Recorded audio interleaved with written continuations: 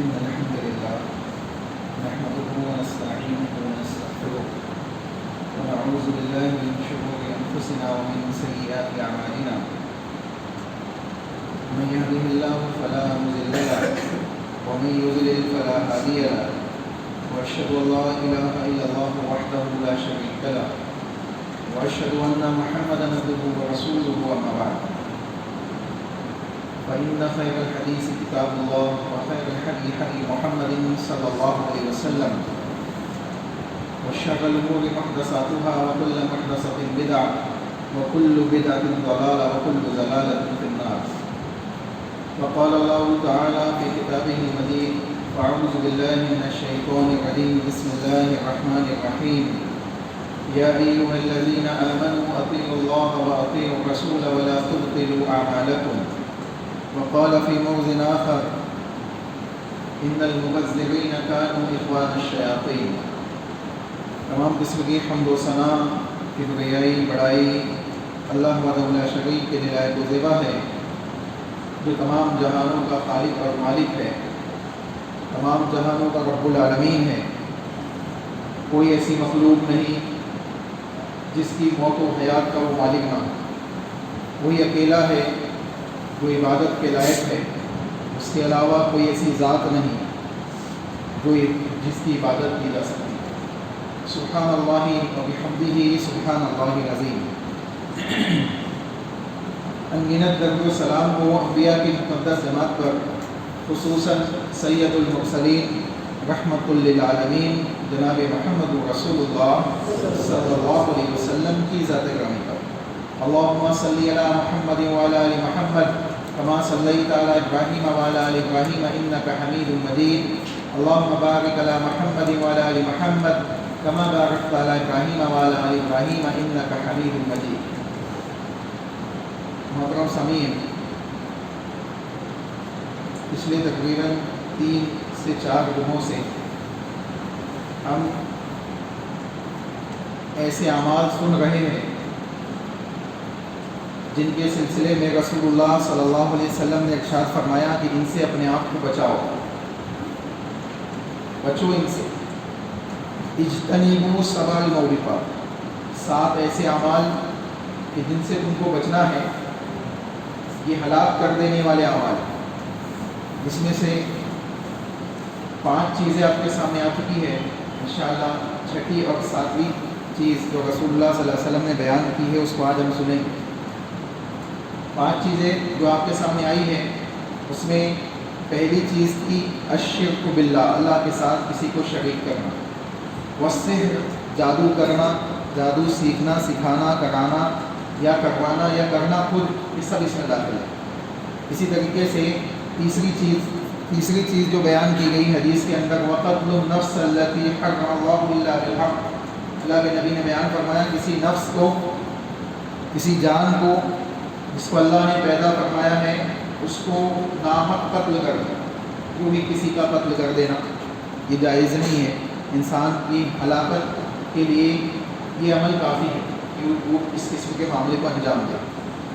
چوتھی چیز رسول اللہ نے بیان فرمائی وَأَكْلُ الرِّبَا، سود کا کھانا، سود کے مال کا کھانا، انٹرسٹ کھانا، سودی کاروبار کرنا، سود کا لین دین، یہ سب اس میں داخل ہے کہ اللہ کے نبی نے بیان فرمایا یہ ہلاک کر دینے والا عمل ہے۔ وَأَكْلُ مَالَ الْيَتِيمِ، اور یتیم کے مال کو کھانا۔ یہ 5 چیزیں آپ کے سامنے پچھلے جمعے تک آ چکی ہے۔ چھٹی چیز جو رسول اللہ صلی اللہ علیہ وسلم نے بیان فرمایا ہے حدیث کے اندر، صحیح بخاری کی حدیث ہے، وَتَوَلَّى يَوْمَ الزَّحْفِ، اللہ کے نبی نے بیان فرمایا چھٹی چیز ہے کہ جنگ سے، دشمنوں کے سامنے جب جنگ سٹارٹ ہو تو میدان جنگ سے پیٹھ دکھا کے بھاگ جانا، وَتَوَلَّى يَوْمَ الزَّحْفِ۔ اب دیکھیں اللہ کے نبی محمد رسول اللہ صلی اللہ علیہ وسلم بحیثیت نبی، بحیثیت اخلاق و کردار، اور اسی طریقے سے بحیثیت سپہ سالار بھی آپ دیکھیں تو رسول اکرم صلی اللہ علیہ وسلم سے بہترین آئیڈیل اور نمونہ آپ کو نہیں ملے گا۔ چنانچہ ہر فیلڈ کے اندر آپ ماہر تھے اور اللہ رب العالمین نے آپ کو وہ صلاحیت عطا کی تھی۔ اللہ کے نبی محمد رسول اللہ صلی اللہ علیہ وسلم کے صحابہ نے ایک دفعہ کچھ لوگوں کی آواز سنی اور ان کو محسوس ہوا کہ کوئی لشکر ہے جو ہم پہ حملہ کرنا چاہتا ہے۔ رات کا اندھیرا تھا اور صحابہ میں چیمہ گوئیاں ہونے لگی اور وہ تیاریاں کرنے لگے ان سے لڑنے کے لیے، اور دیکھا کہ کوئی شخص ادھر سے گھوڑا دوڑاتے ہوئے واپس آ رہا ہے، اور وہ کون تھے؟ رسول اللہ صلی اللہ علیہ وسلم۔ اللہ کے نبی صلی اللہ علیہ وسلم نے صحابہ سے کہا کہ جاؤ جا کے سو جاؤ، میں سب کو اکیلا بھگا آیا ہوں۔ اب اندازہ لگائے، یہ شجاعت تھی اللہ کے نبی صلی اللہ علیہ وسلم کی، یہ بہادری تھی، یہ رسول اللہ صلی اللہ علیہ وسلم کا معاملہ تھا جو اللہ رب العالمین نے نمایاں رکھا تھا۔ اور ہر فیلڈ میں، خصوصاً کسی بھی فیلڈ کو اٹھا لیجیے آپ رسول اللہ صلی اللہ علیہ وسلم کی، تو آپ کو معلوم پڑے گا کہ اللہ کے نبی کی دوراندیشی اس فیلڈ کے اندر رسول اللہ صلی اللہ علیہ وسلم کی حکمتوں کو اور آپ کے نبی ہونے کی صلاحیت کو بیان کرتی ہے۔ اللہ کے نبی صلی اللہ علیہ وسلم جب رسول اللہ صلی اللہ علیہ وسلم احد کے میدان میں پہنچے تو مشرکین مکہ پہلے پہنچ چکے تھے۔ مشرکین مکہ پہلے احد کے میدان میں پہنچ چکے تھے، 3000 کا لشکر لیے ہوئے، لیکن رسول اللہ صلی اللہ علیہ وسلم جب احد کے میدان پہ پہنچے تو اللہ کے نبی صلی اللہ علیہ وسلم نے جو جگہ منتخب کی اور مشرکین نے جو پہلے پہنچنے کے باوجود منتخب کی تھی، دونوں کے مقابلے میں زمین و آسمان کا ڈفرینس تھا۔ یعنی اللہ کے نبی نے جو جگہ منتخب کی تھی وہ احد پہاڑی سے لگی ہوئی تھی۔ اس کا مطلب یہ تھا کہ پیچھے کی جانب سے محفوظ تھے مسلمان، پیچھے کی جانب سے مسلمان کیا تھے؟ محفوظ تھے۔ انہیں بحیثیت سپہ سالار بھی رسول اللہ صلی اللہ علیہ وسلم ایک آئیڈیل تھے، اور آپ نے جو معاملے کو انجام دیا اور جس طریقے سے معاملات کو، جنگی اصول و ضوابط کو بیان کیا، وہ دنیا جہاں کے لیے رہنمائی کا ذریعہ ہے۔ اللہ کے نبی نے کہا جنگ کی حالت ہی کیوں نہ ہو، کسی خاتون کو، کسی بوڑھے کو، کسی بچے کو تم قتل نہیں کرو۔ سوچے اتنے باریک اللہ کے نبی صلی اللہ علیہ وسلم نے اصول و ضوابط بیان کر دیے، یعنی جنگ کی حالت میں بھی اگر کوئی تم سے امن کو طلب کر لے تو اس امن کو تم اس کو دے دو۔ اصول و ضوابط رسول اللہ نے جو بیان کیے وہ یقیناً معاشرے کے لیے امن و سلامتی کے ضامن ہیں، کسی بھی حالت میں ہو اس کے لیے فائدہ مند ہے، اور معاشرے کے لوگ اگر ان اصول و ضوابط کو اپنے معاشرے میں، اپنے ملک میں، اپنی سٹی میں اپلائی کریں تو یقیناً ان کے لیے کیا ہے؟ وہ مفید ہے، فائدہ مند ہے۔ چنانچہ اللہ کے نبی نے کہا کہ جنگ کے موقع پر پیٹھ دکھا کے بھاگنا یہ جائز نہیں، یہ ہلاکت کا عمل ہے، یہ ایسے اعمال میں داخل ہے جس کے سلسلے میں اللہ کے نبی نے وعید بیان کی کہ اجتنبوا السبع الموبقات، یہ ہلاک کر دینے والے 7 اعمال میں سے ایک عمل ہے۔ آپ دیکھیں اللہ رب العالمین نے اس سلسلے میں کیا چیز بیان کی، مختصر انداز میں ہم دیکھتے ہیں۔ اللہ رب العالمین نے بیان فرمایا یا ایھا الذین آمنوا، اے ایمان والو، اذا لقیتم الذین کفروا زحفا فلا تولوهم الادبار، اے ایمان والو جب تم کفار سے میدان جنگ میں آمنا سامنا کرو، ملاقات کرو، تو فلا تولوهم الادبار، پیٹھ دکھا کے نہ بھاگو، بلکہ کیا کرو؟ مقابلہ کرو، مقابلہ کرو اللہ پہ یقین اور توکل رکھتے ہوئے، اللہ پہ ایمان رکھتے ہوئے۔ دیکھیں رسول اللہ صلی اللہ علیہ وسلم جب جنگ بدر کے موقع پہ جب جنگ پیش آئی تو اللہ کے نبی جنگ کرنے کی نیت سے مدینہ سے نہیں نکلے تھے۔ رسول اللہ صلی اللہ علیہ وسلم مہاجرین کے اس مال کے قافلے کو لینے کے لیے نکلے تھے جو ابو سفیان رضی اللہ عنہ، جو اس وقت تک مسلمان نہیں ہوئے تھے، وہ ابو سفیان شام کی جانب سے اس قافلے کو لے کے لوٹ رہے تھے، اور اللہ کے نبی صلی اللہ علیہ وسلم کو یہ خبر ملی تھی کہ ابو سفیان وہ قافلہ وہ مال و دولت لے کے لوٹ رہے ہیں جو مہاجرین کا مال و دولت تھا، جو مکہ میں چھوڑ کے وہ آئے تھے، اور انہوں نے ان کو بیچنے کے لیے شام لے کے گئے تھے، وہاں سے یہ منافع کمانے کے بعد لوٹ گئے تھے۔ چنانچہ اس قافلے کو لینے کے لیے اس مال کو اللہ کے حکم سے حاصل کرنے کے لیے رسول اللہ صلی اللہ علیہ وسلم ایک چھوٹی سی جماعت 313 کے آس پاس کی تعداد کی جماعت لے کے رسول اللہ صلی اللہ علیہ وسلم نکلے، اور جب ابو سفیان کو یہ بات معلوم پڑی تو ابو سفیان نے مدینہ کی جو راہگاہ یعنی مدینہ کی جانب سے جو راستہ جانے والا تھا اس کو چھوڑ دیا اور ایک لمبا پھیرا لے کے مکہ پہنچے، اور دوسری جانب ابو جہل اور اس کے قافلے مکہ والوں کو خبر پہنچا دی کہ محمد صلی اللہ علیہ وسلم کا ایسا ارادہ ہے۔ چنانچہ نیت قافلے کی تھی، جنگ پیش آ گئی، جنگ پیش آ گئی۔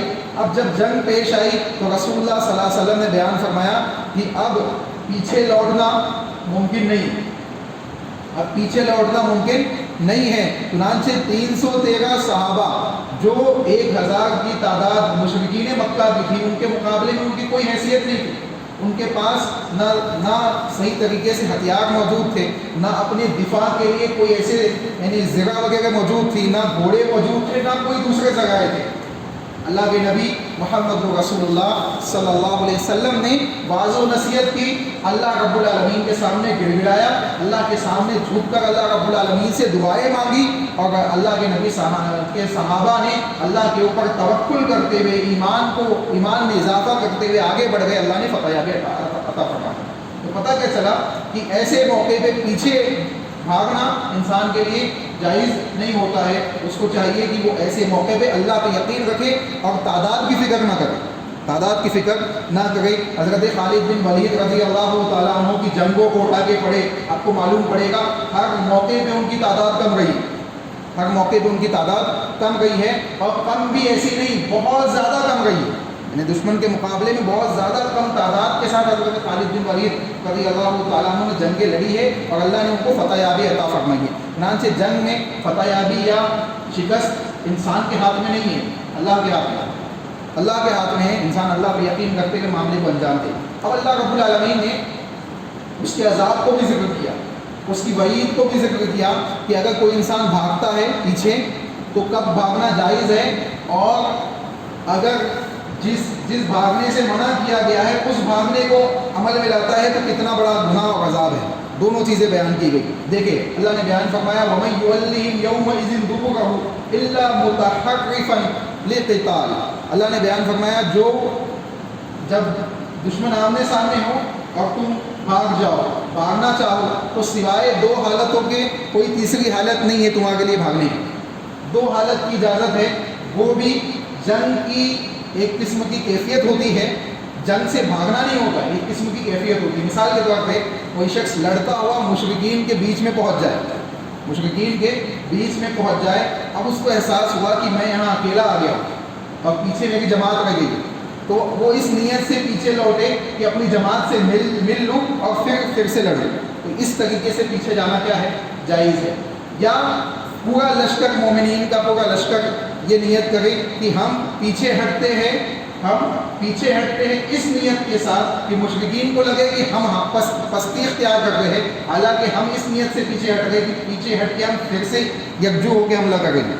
چنانچہ یہ 2 نیت کے ساتھ پیچھے ہٹنا کیا ہے، جائز ہے، اس کے علاوہ کوئی تیسری نیت نہیں ہے۔ اس کی مثال بھی آپ کو اللہ کے نبی صلی اللہ علیہ وسلم کے زمانے میں ملے گی۔ حضرت خالد بن ولید رضی اللہ تعالیٰ عنہ کی جنگوں کے اندر جنگ موتا اٹھا کے دیکھیے اور دوسری جنگیں اٹھا کے دیکھیے، آپ کو اس کی مثالیں ملے گی کہ حضرت خالد بن ولید پیچھے ہٹے اور پیچھے ہٹتے ہوئے صحابہ کی حفاظت کرتے ہوئے پھر انہوں نے ایک یکجو ہو کے حملہ بھی کیا اور کئی دفعہ صحابہ کو حفاظت کے ساتھ یعنی لوٹایا بھی۔ چنانچہ یہ مثالیں اللہ کے نبی کے زمانے میں بھی ہمیں ملتی ہے۔ چنانچہ اللہ نے بیان فرمایا الا متحرفا لقتال او متحیزا، یہ دو کیفیت ہے، ایک متحرفا یا متحیزا، یعنی جماعت سے ملنے کے لیے پیچھے ہو یا دشمن کے ساتھ چال چلنے کے لیے انسان پیچھے ہو اپنی جماعت کے ساتھ، یہ دونوں طریقے کیا ہے، جائز ہے۔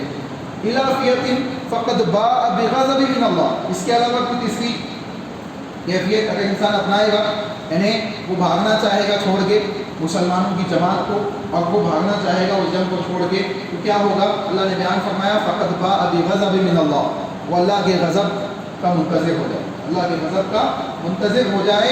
وَمَأْوَاهُ جَهَنَّمُ وَبِئْسَ الْمَصِيرُ، اور ان قریب اس کو کیا کیا جائے گا؟ جہنم میں داخل کیا جائے گا، اور یہ بہت ہی برا ٹھکانہ ہے۔ چنانچہ معلوم کیا پڑا کہ اللہ نے ایسے شخص کے لیے جہنم کی وعید بیان کر دی جو میدان جنگ سے راہ فرار کو اختیار کرے، اس کے لیے اللہ نے جہنم کی وعید کو بیان کیا۔ چنانچہ انسان کو چاہیے کہ وہ اگر اس کے ساتھ ایسا کوئی موقع پیش آئے تو اس کو چاہیے کہ وہ ہمت رکھے، اور ہمت کے ساتھ مد مقابل کا یعنی مد مقابل سے مقابلہ کرے، پیچھے بھاگنے کی کوشش نہ کرے، پیچھے بھاگنے کا راہ کو اختیار نہ کرے۔ آپ دیکھیں قیامت کے نزدیک جو جنگوں کی بشارت رسول اللہ صلی اللہ علیہ وسلم نے بیان کی ہے، اللہ کے نبی صلی اللہ علیہ وسلم نے دجال اور اسی طریقے سے دجال کے بعد جو کیفیات اللہ کے نبی نے اس زمانے کی بیان کی، اس کی بشارتیں بھی بیان کی کہ بہت قلیل لوگ آگے بڑھیں گے اور اکثر و بیشتر پیچھے بھاگ نکلیں گے، اکثر و بیشتر کیا ہوگے؟ پیچھے بھاگ جائیں گے۔ لیکن اللہ کے نبی نے ساتھ میں یہ بھی بیان کیا جو آگے جائیں گے ان کے لیے خوشخبری ہے، اور جو پیچھے بھاگیں گے ان کے لیے نقصان ہے، یعنی ان کے لیے جنت ہے، ان کے لیے جہنم ہے، ان کے لیے جنت ہے اور ان کے لیے جہنم ہے۔ چنانچہ معلوم کیا پڑا؟ رسول اللہ صلی اللہ علیہ وسلم نے ان دونوں مقامات پہ اس بات کو واضح کر دیا کہ جو آیت اللہ نے یہاں بیان کی ہے اس کا واضح مطلب یہ ہے کہ یہ ہلاک کر دینے والا عمل ہے۔ انسان کو چاہیے کہ اگر ایسے موقع پہ اس کے ساتھ کوئی ایسا موقع اس کو زندگی میں ملتا ہے تو وہ پیچھے نہ بھاگے، بلکہ اللہ پہ توکل اور یقین رکھتے ہوئے اپنے معاملے کو انجام دے۔ اس کے بعد ساتواں عمل جو رسول اللہ صلی اللہ علیہ وسلم نے حدیث میں بیان کیا، وَقَذْفُ الْمُحْصَنَاتِ الْغَافِلَاتِ الْمُؤْمِنَاتِ، ایسی خاتون جو پاک دامن ہیں اور غافلات ہے، غافل ہے، اس کو معلوم بھی نہیں ہے، اس پہ الزام لگایا جائے، کس کا؟ زنا کا الزام لگایا جائے ایسی خاتون پر جس کو معلوم بھی نہیں ہے کہ مجھ پہ زنا کا الزام لگا دیا گیا۔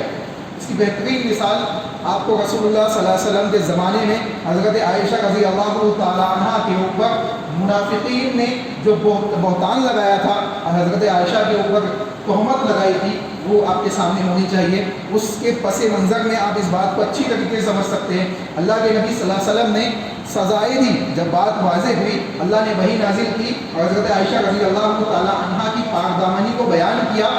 اللہ کے نبی صلی اللہ علیہ وسلم نے سزائیں دی، کوڑے لگائے، اللہ کے حکم سے کوڑے لگائے، 80 کوڑے لگائے، لیکن رئیس المنافق کو چھوڑ دیا۔ رئیس المنافق عبداللہ بن ابی بن سلول کو رسول اللہ صلی اللہ علیہ وسلم نے چھوڑ دیا۔ کیوں چھوڑا؟ کہ اس کی آخرت میں سزا اس کو ملے گی، یعنی دنیا کی سزا آخرت کی سزا کو کیا کر دیتی ہے؟ کم کر دیتی ہے، اور بعض دفعہ ختم بھی کر دیتی ہے۔ تو کیا ہوگا؟ اب جب دنیا میں سزا نہیں ملی تو آخرت میں کیا ہوگا معاملہ؟ وہ سزا مزید سخت ہو جائے گی۔ چنانچہ رسول اللہ صلی اللہ علیہ وسلم نے اس کو سزا نہیں دی۔ آپ دیکھیں، اس سے معلوم پڑتا ہے کہ اللہ کے نبی صلی اللہ علیہ وسلم نے ایک حد بھی قائم کر دی کہ اگر کسی پاک دامن خاتون پر کوئی تہمت لگاتا ہے، یہ صرف خاتون کے لیے نہیں بلکہ تہمت ترازی کرنے والے ایسے تمام لوگ اس میں داخل ہیں جو معاملہ کچھ ہوتا ہے کہتے کچھ ہے، کچھ ہے، تہمت لگاتے ہیں۔ مثال کے طور پہ آپ کے ساتھ کوئی معاملہ ہوا اور آپ کے اس معاملے کو یعنی توڑ مڑوڑ کے لوگوں کے سامنے پیش کیا جائے یا ڈائریکٹ تہمت لگا کے پیش کیا جائے، تو ایسے تمام معاملات چاہے وہ مرد کے ساتھ ہو، خاتون کے ساتھ ہو، ان تمام معاملات کے اندر یہ اصول ثابت ہے کہ یہ اصول قائم ہے، اور یہ حد اللہ کے نبی صلی اللہ علیہ وسلم نے بیان کی ہے کہ تہمت لگانے والا اگر اپنی بات کو ثابت نہ کر سکے تو کیا ہوگا؟ اس کو 80 کوڑے لگائے جائیں گے، اس کو 80 کوڑے لگائے جائیں گے۔ اور اللہ رب العالمین نے خواتین کی پاک دامنی کے لیے، ان کے تحفظ کے لیے اور ان کی عزت کو قائم رکھتے ہوئے بڑا سخت اصول بیان کیا ہے۔ دیکھیں 2 آیت آپ کے سامنے رکھتا ہوں۔ اللہ رب العالمین نے بیان فرمایا والذین یرمون المحصنات، جو لوگ پاک دامن خاتون کے اوپر، مومنہ خاتون کے اوپر الزام لگاتے ہیں، کیا کرتے ہیں؟ الزام لگاتے، تہمت لگاتے، کس چیز کی؟ زنا کی۔ سب سے بڑی تہمت وہی ہوتی ہے، زنا کی تہمت لگاتے۔ ثم لم یأتوا بأربعۃ شہداء، کوئی زنا کی تہمت لگائے کسی خاتون کے اوپر، چاہے وہ آدمی ہی کیوں نہ ہو، اس کے لیے 4 گواہ لانا ضروری ہے۔ 4 گواہ، اس حالت کے گواہ کہ بوسو کنار والا معاملہ نہیں، بالکل زنا کرتے ہوئے ان 4 لوگوں نے اپنی آنکھوں سے دیکھا، ان 4 لوگوں نے اپنی آنکھوں سے زنا کرتے ہوئے دیکھا ہو. آپ سوچیں کوئی آدمی اپنی بیوی کو زنا کرتے ہوئے دیکھ لے, وہ 4 گواہ نہ لا پائے, اس کے لیے کیا ہے؟ اس کے لیے دوسرا اصول بھی اللہ نے بیان کیا. اس کے لیے دوسرا اصول بھی بیان کیا اللہ رب العالمین نے, ان کی علیحدگی کے ذریعے بھی اللہ نے رکھا ہے. کیونکہ یقیناً کوئی انسان اگر اپنی بیوی کو کسی کے ساتھ زنا کرتے ہوئے پا لے تو وہ اس کے ساتھ آگے زندگی گزارنا اس کے لیے مشکل ہو جائے. وہ آگے زندگی نہیں گزار سکتا. اگر وہ ایک باغیرت انسان ہے تو نہیں گزار سکتا. لیکن آج جس سوسائٹی میں ہم جی رہے, اس میں ایسے بے غیرت وہ لوگ بھی ہیں جو زنا کو بہت معمولی چیز سمجھتے ہیں, اور زنا کو معمولی سمجھایا جا رہا ہے باضابطہ میڈیاز کے ذریعے اور دوسرے ذرائع سے. زنا کو بہت ہلکا بتایا جا رہا ہے. زنا ایسا لوگوں نے بنا دیا کہ زنا کوئی چیز ہی نہیں ہے, کوئی گناہ ہی نہیں ہے. اللہ کے نبی نے اس لیے کہا تھا کہ ایک وقت آئے گا کہ زنا عام ہو جائے گا, اتنا عام ہو جائے گا کہ لوگ جانوروں کی طرح زنا کرنے لگیں گے. اور سب سے با ایمان وہ شخص ہوگا جو کہے گا کہ بھائی تھوڑا پردے میں چل جائے. آپ سوچیں یہ کیفیت ہوگی قیامت سے پہلے, اور ایسا محسوس ہوتا ہے کہ وہ کیفیت کی ابتدا ہو چکی ہے. کیفیت کی ابتدا ہو چکی ہے. زنا کے ذرائع عام ہوتے چلے جا رہے ہیں, اور زنا کو زنا لوگ سمجھ ہی نہیں گئے, گناہ سمجھ ہی نہیں گئے. چاہے وہ مسلمان ہو, چاہے وہ ایسے لوگ ہو جو ایمان کو نہیں مانتے, وہ سب اس میں داخل ہے. وہ سب اس میں داخل ہے کہ ان کے ذہن و دماغ سے زنا کی قباحت نکلتی چلی جا رہی ہے, اور زنا کو ایسا سمجھ رہے کہ کوئی مسئلہ نہیں ہے, کوئی ایک عام بات ہے. جو کلچر ویسٹرن یعنی آپ دیکھیں جو مغربی تہذیب معاشرے کے اندر آج اپلائی ہم کرنا چاہتے ہیں, وہ وہاں کی جو مغربی تہذیب کی ماننے والی خواتین ہیں, جب ان کے پاس اسلام کی تعلیمات پہنچتی تو وہ اسلام کو ایکسیپٹ کر لیتے, وہ اسلام کو ایکسیپٹ کر لیتے. اور ہم اسلام کو ماننے والے لوگ مغربی تہذیب کی طرف جانا چاہتے ہیں. یہ افسوس کی بات ہے, یہ افسوس کی بات ہے. چنانچہ اللہ نے بیان فرمایا یأتو بأربعۃ شہادہ, اس کو چاہیے کہ 4 گواہ لائے, ایسے گواہ جو اپنی آنکھوں سے زنا کرتے ہوئے اس کو دیکھ لے. اور زنا کی کیفیت بھی کیا ہونی چاہیے؟ جیسے سوئی کے اندر دھاگا داخل ہو چکا ہے, سوئی کے اندر دھاگا داخل ہو چکا ہے, اس کیفیت میں وہ 4 گواہ دیکھ لے. بوسو کنار میں زنا نہیں کہلائے. یہ بات سمجھ لے اچھی طریقے سے. کیوں؟ کیونکہ اگر آپ اس کو زنا کہیں گے تو اس کے حکم الگ ہے, اس کے حکم الگ ہے, اس کی کیفیت الگ ہے. زنا کی کیفیت اللہ کے نبی صلی اللہ علیہ وسلم نے واضح کر دی کہ 4 گواہ اس کیفیت کے لانا ہے. چنانچہ آگے کہا گیا فجلدوہم 80 جلدہ. ہم گواہ لائے نہیں لا پائے تو کیا کرنا ہے؟ اس کو 80 کوڑے مارنے. اگر گواہ نہیں پیش کر, بہتان لگا دیا لیکن گواہ نہیں پیش کر پاتا, گواہ نہیں ہے, تو کیا کریں؟ فجلدوہم 80 جلدہ, اس کو 80 کوڑے لگائے جائیں گے. ولا تقبلوا دوسری سزا, اب اس کو قبول نہیں کیا جائے گا, اس کی شہادت کو کبھی اس کے بعد قبول نہیں کیا جائے گا. اس کی شہادت کو, کسی بھی چیز کی شہادت کو اس کی ایکسیپٹ نہیں کیا جائے گا. اللہ نے یہ حکم دیا ولا تقبلوا لہم شہادۃ ابدا, کبھی بھی اس کی شہادت قبول نہیں کی جائے گی. واولئک هم الفاسقون, اور یہ فاسق لوگوں میں داخل ہو گیا ہے. چنانچہ ایسا شخص جو کسی پاک دامن خاتون کے اوپر زنا کی تہمت لگاتا ہے, اب اگر زنا کرتے ہوئے دیکھ لیا کسی نے اپنی بیوی کو یا کسی ایسی خاتون کو جس سے اس کا رشتہ ہے, تعلق ہے, اس کو زنا کرتے ہوئے دیکھ لیا ہے, اب اس سے وہ ظاہر سی بات ہے 4 گواہ اس کے پاس نہیں ہے, تو وہ اس کے جو اصول و ضوابط الگ ہونے کے اللہ اس کے رسول نے بیان کی ہے, اس کو فالو کرتے ہوئے اس سے الگ ہو سکتا ہے, اس کے لیے اس کی اجازت ہے. چنانچہ اس کے بعد دوسری تنبیہ اللہ نے کیا بیان کی ایسے شخص کے لیے جو تہمت لگاتا ہے کسی پاک دامن خاتون کے اوپر. اللہ نے بیان فرمایا ان الذین یرمون المحصنات, جو لوگ پاک دامن خاتون کے اوپر تہمت لگاتے ہیں, الغافلات, ایسی خاتون جس کو معلوم بھی نہیں ہے کہ اس پہ تہمت لگائی گئی. ایسا ہوتا ہے نا معاشرے کے اندر, آپ کے اوپر تہمت لگاتے چلا جائے کوئی انسان, آپ کے سلسلے میں کوئی ایسی بات پھیلاتے چلے جائے, آپ کو معلوم بھی نہیں ہے میرے سلسلے میں ایسی بات پھیل رہی ہے, ایسی بات پھیلائی جا رہی ہے. تو اصول تو یہ ہے کہ اگر آپ تک کوئی بات پہنچے تو آپ تحقیق کے لیے مجھ سے ہی پوچھ لیں کہ بھائی آپ کے سلسلے میں ایسی بات سنی ہے, کیا مسئلہ ہے, آپ مجھ سے پوچھ لیں. مطلب جس کا معاملہ ہے اس سے آپ سوال کر لیں, اس سے اس بدگمانی کو ختم کر لیں. اللہ کے نبی صلی اللہ علیہ وسلم اپنی بیوی کے ساتھ نکلے, ان کو گھر چھوڑنے کے لیے, اعتکاف کی حالت میں اللہ کے نبی تھے, اپنی بیوی کو چھوڑنے کے لیے نکلے. 2 صحابہ نے دیکھ لیا, رسول اللہ صلی اللہ علیہ وسلم کسی خاتون کے ساتھ, اللہ کے نبی نے بلایا, دونوں صحابی کو بلایا, کہا دیکھو یہ میری بیوی ہے, کوئی اکیلا رات کا موقع تھا, اندھیرا ہے, اس لیے میں گھر چھوڑنے جا رہا ہوں, یہ میری بیوی ہے. اللہ کے نبی ہم آپ کے سلسلے میں بہتان, ہم آپ کے سلسلے میں بدگمانی نہیں کر سکتے. اللہ کے نبی نے کہا شیطان انسان کے ساتھ لگا ہوا ہے، وہ بدگمانی میں مبتلا کر سکتا ہے، اسی لیے میں نے بلا کے تمہیں واضح کر دیا کہ یہ میری بیوی ہے، کوئی دوسری نہیں۔ آپ سوچیں رسول اللہ صلی اللہ علیہ وسلم نے ایک اصول دے دیا کہ بدگمانی پھیلنے کا اگر اندیشہ ہو کسی معاملے سے اس کو واضح کر دیا جائے پہلے ہی، یہ مسئلہ میرے ساتھ ایسا ہے جس کو آپ ایسا سمجھ سکتے ہیں، چنانچہ آپ ایسا مت سمجھیے۔ اللہ نے بیان فرمایا جو لوگ پاک دامن خواتین کے اوپر تہمت لگاتے ہیں، المؤمنات جو مومنہ ہے غافلات، اس کو علم بھی نہیں ہے اس بات کا، لعنوا فی الدنیا والآخرہ، ایسے لوگوں کے اوپر کیا ہے؟ اللہ کی لعنت ہے، ان کے اوپر لعنت ہے، فی الدنیا والآخرہ، دنیا و آخرت، دنیا و آخرت میں یہ لعنت زدہ لوگ ہیں، ملعون ہیں، ملعونین میں داخل ہے۔ چنانچہ آگے بیان کیا گیا وَلَهُمْ عَذَابٌ عَظِيمٌ، اور آخرت میں دردناک عذاب ہے۔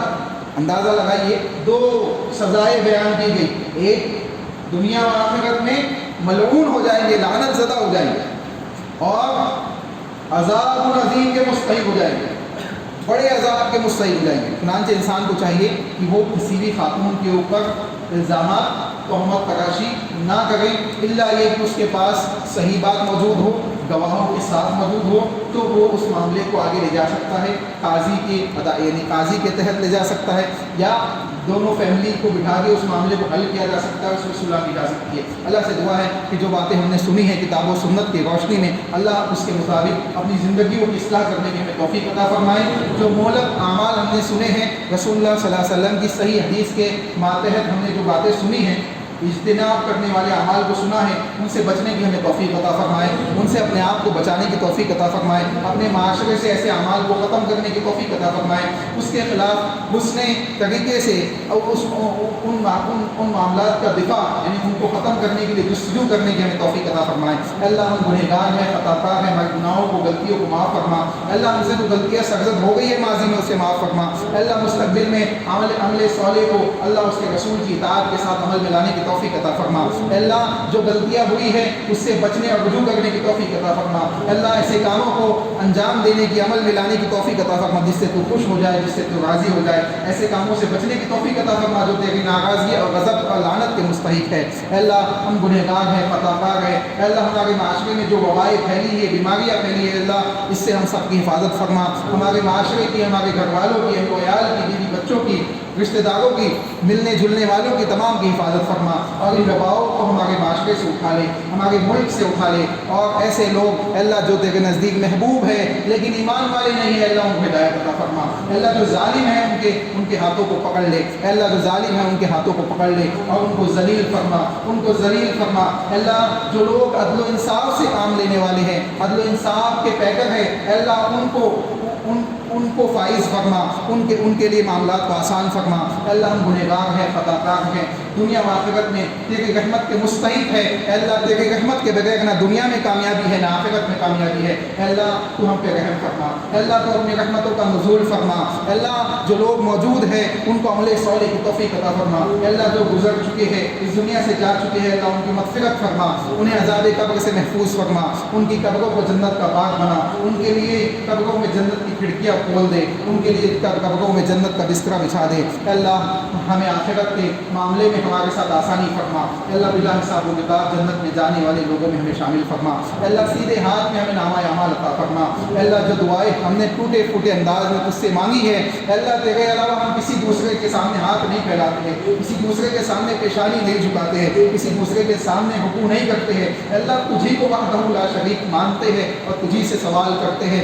اللہ تیری وحدانیت کا واسطہ دیتے ہوئے اس سے سوال کرتے ہیں، تیرے اسماء و صفات کا واسطہ دیتے ہوئے اس سے سوال کرتے ہیں کہ ٹوٹے پھوٹے انداز میں جو دعائیں ہم نے مانگی ہے اس کو قبول فرما، اور جو مانگنی رہ گئی ہے بھلائی کی دعائیں وہ بھی ہمیں عطا فرما، اور جو بد اور برائی کے معاملات ہیں، شر والے معاملات ہیں، اس سے ہم سب کو بچنے کی توفیق عطا فرما۔ آمین۔ ربنا تقبل منا انك انت السميع العليم وتب علينا انك انت التواب الرحيم برحمتك يا ارحم الراحمين۔